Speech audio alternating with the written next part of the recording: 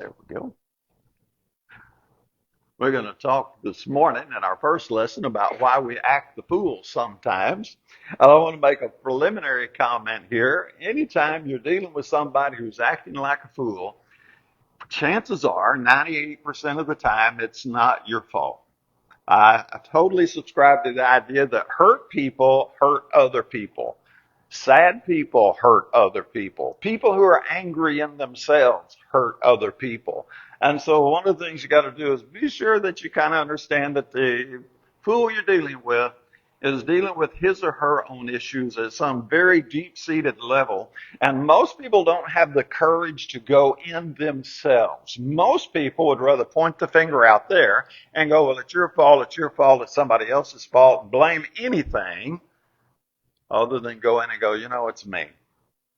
And I think at the core of a good, steady inner peace is totally owning yourself and your responses. And while other people may be influenced, the primary thing you want to say is, it's me. It's me. And I don't need to be blaming other people. So when somebody starts picking on you and acting the fool in your life, don't worry about it. You probably didn't do anything wrong. Now, it's possible you did. And you need to be honest with yourself there. But just understand they're dealing with stuff in their own life. So let's run through some of those quickly. Some folks get impatient with different things in life. They're in a hurry for something to happen. And because it's not happening on their timetable, they start acting like a fool. That's just one of the ways it works. Despair. They get that sense of hopelessness, like something is never, ever, ever going to happen. I thought about Abraham, Sarah, and Hagar. And they thought, there's no way this old lady's going to have a baby for me. And they, in their hopelessness, they created a whole lot of problems through that one. Then we just get busy. We get distracted. We spread ourselves way too thin, which is really easy to do in our culture. And then there's just basic distractions, entertainment. There's a bazillion things. How many of you, if you wanted to fill your plate, couldn't fill your plate with stuff to do?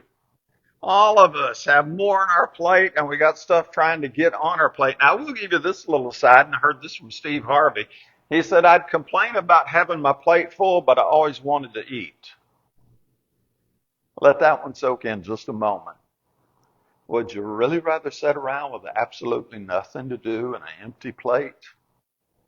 I'd like to find the nice balance between those two, but I don't want to go to the other extreme. And then we're just limited humans. I mean, we're finite. We say it all the time, but do we really realize what it means to be finite and limited? And we can't do everything. We can't be everything for everyone, and we can't accomplish everything we want to do. That's why you got to pick your priorities and do those kind of things. And sometimes, for reasons that we can't even explain, we just act a fool. We just woke up stupid one morning. That may just be the way to say it. There's no other way around it sometimes. So we're going to run through some things and I've got about 6 of these here. Times of suffering, pain. I'm talking about physical pain. It can be emotional pain. It will take us to our limits. When they teach the childbirth classes, one of the things they taught us years and years ago, and I suppose it has not changed, was they said, husbands, you're going to be in there with her, because they allow you to do that since the 70s. Don't believe a thing she says. Because in the middle of her contractions, she's going to say things she doesn't mean. And I'm like, okay, pain does that to you. And when you're talking to somebody who's really, really hurting, they will say some hateful, mean things sometimes because it just takes us beyond our limits and we don't know how to handle it. Our pilgrimage is not easy. It's not supposed to be easy. We're to take up our cross and follow Jesus. That suggests discomfort. We are to walk the straight and narrow road, which tells us it's a tough way. And sometimes we just get slap worn out. Our trials, though, they're not meaningless. We've got a reason for them. They're here to help us. It's just hard sometimes to engage the training because our current culture is so focused on entertainment, recreation, and having a pleasant, comfortable time. And that's like that you arrived then. No, you didn't. You just got lazy then. There's another speaker I listen to says the rush to comfort is just the rush to the grave. Let that one soak in also for a little bit. So we're going to look at our trials and we're going to be in these times of suffering and we're going to try to figure out, okay, what's God trying to teach me? And there's a plethora of lessons that you can learn from these. I'm not even going to try to list them. I'm just going to give you James 1, 2 through 4. Consider it all joy, my brethren, when you encounter various trials. You're in the training. That's where you wanted to be. Knowing that the testing of your faith produces endurance, and let endurance have its perfect result so that you may be perfect and complete, lacking nothing. God is trying to grow us up. He is trying to take us from being beginner Christians. I like to say white belt Christians, use a karate term. And he's trying to take us through the yellow and the orange and the green and the blue and the purple all the way up to the brown and the black and then beyond the black also. And that's what all of this does. Now, times of despair. We'll spend a little more time here. We have those times where it's just hopeless. It is like, this is never going to work out. This is the end of the world. This is the end of my life. And it may be the end of my life as I know it. But I do have to remember those stories I've heard so many times where somebody comes to me and says, they just closed the plant. I just got laid off. This or that just happened. I don't have a clue what I'm going to do. My life's over. 6 weeks later, 6 months later, maybe a year later, they come back to you and go, that was the best thing that ever happened to me. Because if that hadn't happened, then this wouldn't happen and that wouldn't happen and I wouldn't be where I am today. And it's really super hard to see that when you're in the beginning of that process. It's really easy to see it when you're looking back on it. And it's easy to appreciate it when you're looking back on it. It's hard to appreciate it when you're looking forward into it. So you have Elijah running from Jezebel. Now he's just had the Mount Carmel victory. Now this is kind of neat. He has just gathered together all the false prophets and they tried to call fire down from their God. Nothing happened, Then he did call fire down from our God, which licked up the sacrifice and all the water and everything, and they destroyed all the false prophets. And Jezebel was really upset about that. And she says, I'm going to kill him. And so he's on the run for his life. He's out there in the desert now. And he says, it's enough now, O Lord. Take my life. He was in that hopeless, desperate situation where he said, there's nothing else to live for. It's all done. It's all over. And then he let his bad imagination get away from him. And this is what we all do it. We imagine the absolute worst. Now, that's not entirely wrong. The problem is we let it dominate. One of the little simple tools for managing stress is to first write down, this is the worst possible thing I can imagine happening. The next is, okay, how can I make it a little better? What are some steps I can do? And then it gives you a track to work on. The problem is when we imagine the worst possible thing and we let it dominate and control and paralyze us, we freeze in fear. That's where we get bad. So he's at the worst, his imagination gets away from him. He thinks he's the last prophet, the last faithful person in all of Israel. And if you go back and go 1 Kings 19 and read the whole story, he finds out that there are 7,000 that have not bowed the knee to Baal. But he thought he was the only one. And he thought it was just all over. And it wasn't over. It wasn't what he thought it was. And that's tough. But that's why we act the fool sometimes. Don't you know he looked back on that later and thought, oh man, how could I thought it was all over? So you look at your times of despair, and David understood what they were. He said, I'd have lost heart unless I'd believed that I would see the goodness of the Lord, notice, in the land of the living. So he says, wait on the Lord and be of good courage, and he shall strengthen your heart. Wait, I say, on the Lord. Things aren't normally as bad as we think they are. Now, I hedged on you and said normally because we can all come up with a story somewhere where it was that bad. And it was the end. But what do we expect? It's appointed a man wants to die, right? And so, you get the cancer diagnosis and you think, oh no, life is over. Well, you may be going through a long, horrible struggle coming up to get through it, and you may live another 20, 30, 40, 50 years. We know those stories, right? And then we know cases where the person said, I just got this cancer diagnosis. Doctor said I got 6 weeks to live, and 5 weeks later they were dead. I just don't know which one's which. I don't know. And so I know that you have your times of despair. I know some point we're all coming to our end, our last day. If we continually say, this is it, it's all over, one day we will be right. Now, I would rather be encouraging and say, wait a minute, there's a whole lot of days I'm going to be wrong, but one day I am going to be right. And that's just the way life works. So you learn to trust God absolutely, completely. He is infinite. We're finite. He knows what he's doing. He's weaving the tapestry together. He's got the big plan out there. I don't have it all figured out. And so you just wait on the Lord. And if you can do like Job, if he slays me yet, well, I'll trust him. If it's my time to go, it's my time to go. What did I expect? I would never go? Well, obviously I'm going to go. Am I going to go today in a car wreck? Am I going to go today with an unexpected stroke? Am I going to live to be 123 and really be an aggravation to my grandkids? I don't know. Now, Madeline says I'm already an aggravation, which I think that is totally cool. We have a snarky humor that we love to share. So it's the training. It's all training. And it's about finding our strength in God. Paul said, I can do all things through Christ who strengthens me. It's not in man who walks. It's in us learning to rest in his power. So we have our times of despair. We got to combat them, and we do combat them. First, acknowledge it when you're feeling hopeless, and if you have someone you can talk to, this can be helpful. And just say, look, I feel hopeless. I can't see the light at the end of the tunnel. Just be honest about it, because denial is not going to get you anywhere. And when you have a friend that's saying that to you, just listen. Don't try to reason them out of it, because what they're doing is they're feeling. And you can't mess with feelings a whole lot with logic. The two just kind of, it's like AM and FM. They just don't line up real good. Matthew 4:4, we don't live by bread alone, but every word that proceeds from the mouth of God. So what I want you to do is keep getting back into the Word, getting back in the Word, and look at people who went through their despair, like Elijah, and go, okay, it worked out okay for him. And incidentally, even if it is not going to work out okay in the more fleshly sense, and this is my time to leave this life, as long as I end up on the other side and hear, well done, thou good and faithful servant, then it worked out okay, didn't it?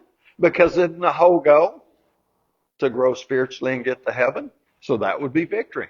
And then reflect on the past victories. I know I've said it, and I'm going to keep saying it because I really, really want to drive it in. You have survived every single thing life has thrown at you to this date. And some of us have been at places where we thought, I don't know how to go forward from here.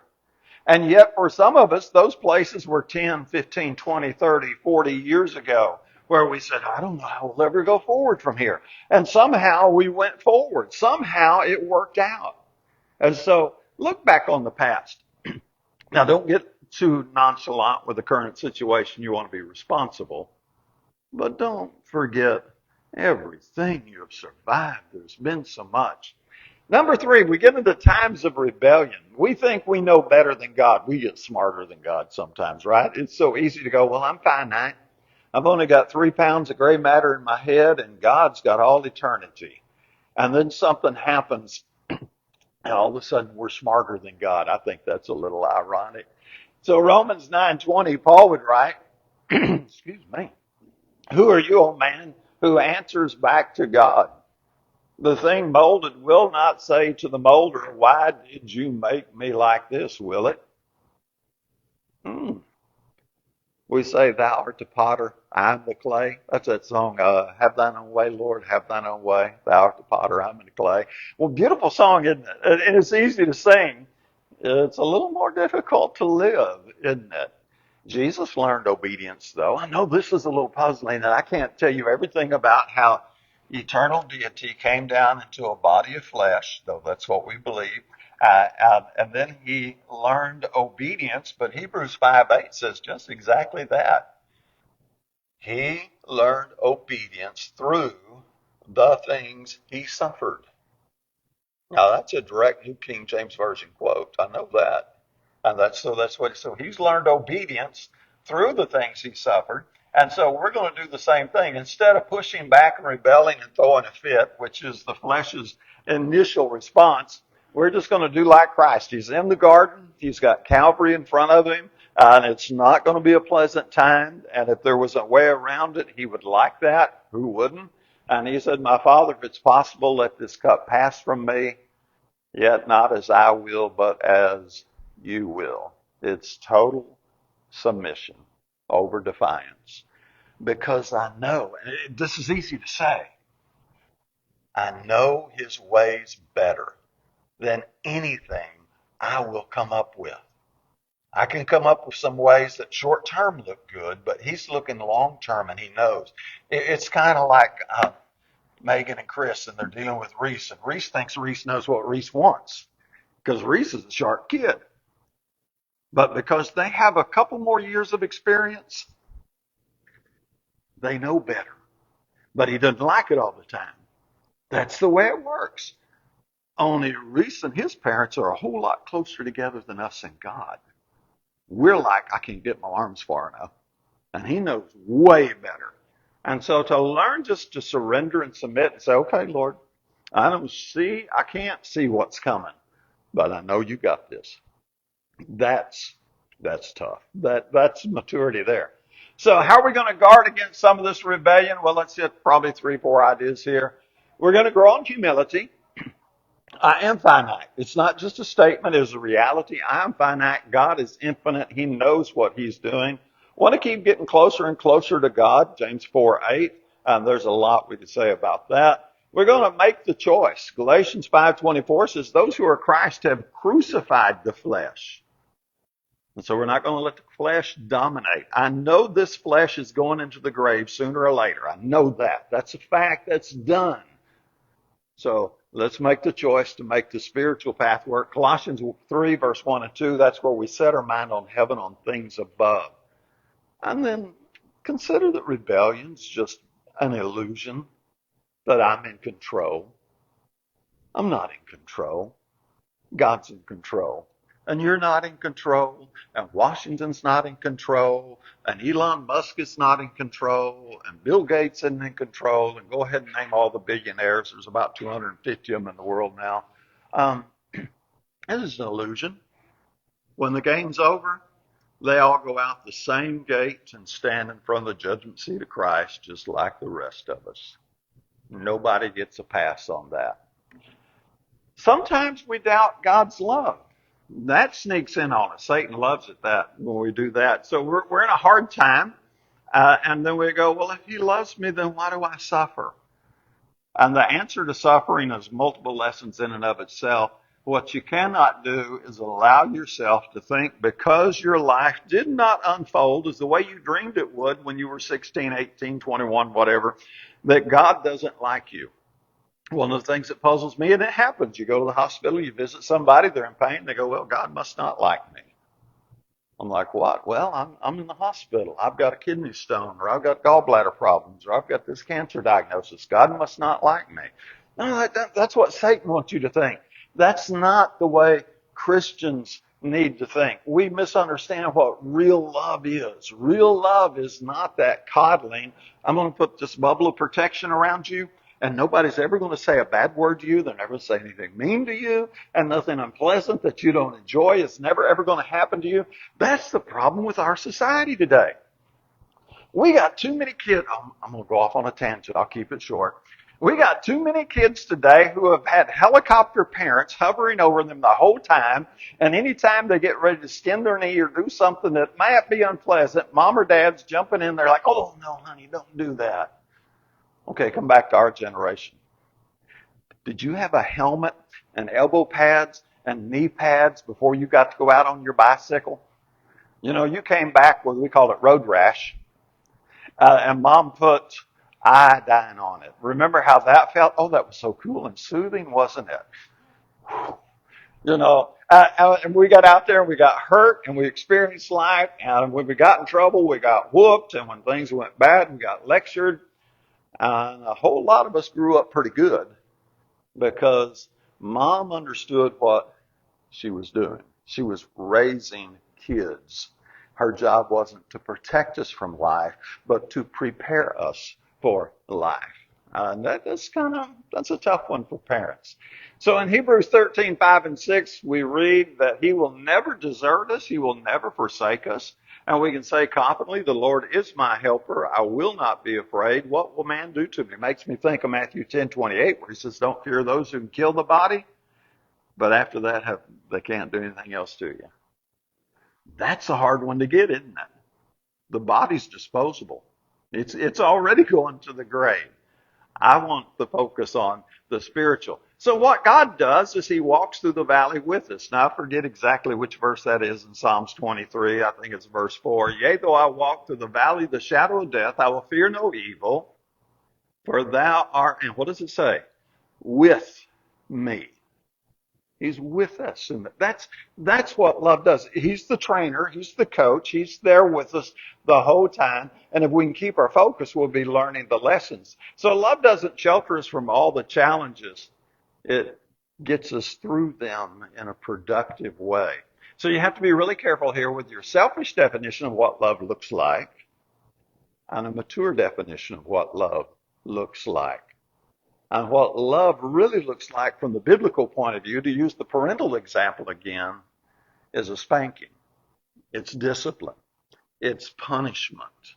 And that's what the Bible teaches us. If you spare the rod, you spoil the child. Now, I don't think you have to spank in every case, personal opinion. There's a time when they're pretty young where the spanking is what they understand.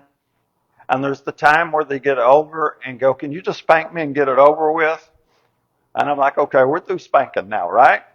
Now we're going to a little more grounding or whatever, taking the car keys. Nowadays you can take the cell phone, you can take the iPad, you can take the computer, you can turn the Wi-Fi off. Look at all the leverage parents have now. All we get to go is, you can't have the phone. Well, they didn't spend that much time on the phone anyway. Number 5, times when we doubt God's power. Satan loves this doubt too. We doubt his love. We doubt his power. We limit God to our perspective. The people I know and the people I deal with, they are limited. And it's a tendency for us to think of God in the way that we thought of our parents. I get how kids would do that. But at some point, I got to get past that because my parents couldn't do everything. I worked with a lady once, and she had a daughter that was about 3, and you know how kids catch frogs, and she caught a frog, and the frog died, and she brings it to her mom and says, "Fix it." Well, of course, Mama can't fix it, and the kid starts learning, oh, Mama can't do everything. One definition of adulthood and maturity is when you realize the adults really don't know what they're doing anyway. That needs a little explanation, doesn't it? We'll leave that one alone for right now. So we forget God has all this power, and he does. We forget the resurrection of Christ, the resurrection of the dead, the body, the miracles, and all that stuff. And we just really, I don't know if God's really on my side or not. And it's all training. It's all training. I get that from James 1, verse 2, 3, and 4, where we count all joy and fall in various trials. So what we do is we end up focusing more on our own agenda. And we have them, don't we? You know, Sharon and I, we were dating, we were going to have a house and a picket fence and 2 cars and 4 kids and blah, blah, blah. You know how it goes. Well, that was a cute dream. I'm not going to say it was wrong. It was never realized. But, life unfolds the way life unfolds. You have your agenda, and then you live life. The problem is when we get so focused on our own agenda that if God's not in agreement with our agenda and blessing our agenda and working out our agenda for us, then we start wondering, does he really have the power the Bible says he has? And I put in parentheses there, our agenda is really just a sandcastle. Look at it. Just think. Some of the people of the past that we can still remember. Mark Twain was pretty awesome in writing, and he had a really clever wit. There were a lot of other people that were clever in writing and had a good wit too, and nobody knows who they are. We've had how many presidents? I lose count. We've had a whole bunch of them. We can name like George Washington, Abraham Lincoln, and the current one. And, that's about it. We think real hard. We can name 5 or 6 more. What about all those other guys that were presidents? See, nobody cares. There have been millionaires going all the way back to, I'll say, the beginning of time, at least on their current standards. We don't even know who they were. They died. They were in the grave. They turned back to dust. They were totally forgotten. And if they weren't right with their maker when they left, none of it matters. So when we doubt God's power, remember, he's not so much looking at my agenda. He's looking at his. And his is, he's got a child. point your finger at yourself, that he's trying to get home. And it's a little hard to get our brain around, but in the Psalms he said, blessed are the death of the saints, because it's a homecoming. And then we forget he's the potter, we're the clay. It's just so easy to forget that. So we're going to push back against this doubt. So again, reflect on past events and look how things worked out, how God worked them out, and how maybe if you'd got the path you chose, life would have been real ugly. And those are kind of interesting to reflect upon if you can identify some of the forks in the road where you didn't get to go the way you wanted. And then immerse yourself in the scriptures again, Matthew 4:4. Adjust your perspective. God's bigger than any problem we face, so there's no need to doubt it. He knows what's going on. He's got it. He's got it. It just may be, let's use death as the example, it just may be, it's my time to leave this life. He gets to pick that. I don't. And some of us, if we've got to pick when it was our time to leave this world, we would never, ever, ever, ever leave. We'd stay forever because we're afraid of the unknown. And then you got to get into the paradox of this, and this probably ought to be a whole other lesson, right? This is when Paul is praying to have the thorn in his flesh removed. And he said to me, my grace is sufficient for you, for power is perfected in weakness. When we're doubting God's power, he knows what he's doing. And one of the things he's teaching us is not to trust in our flesh, but to trust in his power, because it's going to be perfected, his power, in our weakness. And then we just get tired. We get tired, we get worn down, we get fatigued. You know how kids get when they get tired and they get cranky and they don't want to go to bed, but they need to go to bed, and they just get really hard to deal with. And adults do it too. We just do it on a little different way. We're not as overt throwing our tantrums. And so we wear out. We're tired. We get impatient with people, and our defenses are low, and we get kind of snappy and cranky about things. And just gotta, okay, I'm human. I'm at my limit. I've gone as far as I can go. It's time to go to bed. Now, isn't it funny that somewhere after 50 or 60, when you go, it's time to go to bed, you're going, yeah, it's bedtime. Let me go to sleep. So Paul knew all this was going to happen. He said, don't lose heart in doing good. In due time, you'll reap if you don't grow weary. Don't give up. Don't get too depressed. Keep your focus, because the temptation to quit can come right before one of the biggest breakthroughs. I love the story about the old gold miner. He had his little thing, his little mine. He was working and working and working. He finally just said, this mine's never going to work. So he sold it to somebody else. And a foot later, they hit the mother lode. It's like, that's the way life works, huh? Life is putting you to the test, and it is going to put you through all the paces to see if you really, really want it. Brief story. It's a secular story, but Steve Harvey's one of the speakers I like to listen to. And of course, you think of Steve Harvey today, and you think of this, he's a great, awesome comedian. He's a wonderful television personality. He just has that personality on camera that just goes like, he'd be so much fun to hang out with. Listen to him tell his story sometime. He lived in his car for 3 years trying to get his breakthrough. He tells the story about how he would sneak into places so he could take a sink bath because all he had was his car. And he'd have to sneak in, and then he'd have to, put everything on pause when somebody else came in. And it's really funny the way he tells it. And yet, had he quit, we would never know who Steve Harvey was. But because he had that crazy determination that I'm going to make this work no matter what, and life said, prove it to me. Prove you really want it. And if you listen to his stories, which I need to be clear. Now and then he says a word that you and I wouldn't say. Now, he's not way over the top, but, if you don't want to hear a bad word ever, don't listen to Steve Harvey. But if you don't mind a little colorful language here and there, his story is awesome. But he said he had his turn back moment. He said he had his moment where he called his folks and said, I'm done. Can I come live in the basement? And they said, no. And he kept going. And now we know who Steve Harvey is. Now, don't quit too often. Don't give up too quick.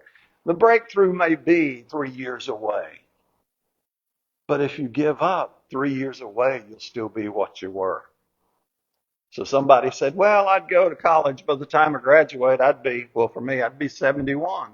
The response to that is, okay, how old will you be in 4 years if you don't go to college? Oh, I'll still be 71. Okay, do you want to be 71 without a college degree or with a college degree? Or your whatever goal. Pick your goal. Don't quit too soon. So times of weariness. Jesus is our example. He knew what it was like. Considered him who endured such hostility by sinners against himself so that you will not grow weary and lose heart. He would get so tired he could sleep in a boat in the middle of a storm.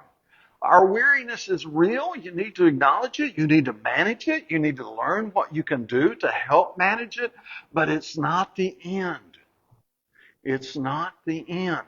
And I'm watching the clock because there's another area I love to dabble in. At my house, we call it voodoo. And if you'll come to my house, I'll open the vitamin cabinet for you. And you'll look at me and go, oh, you take all of that? I absolutely do. Why?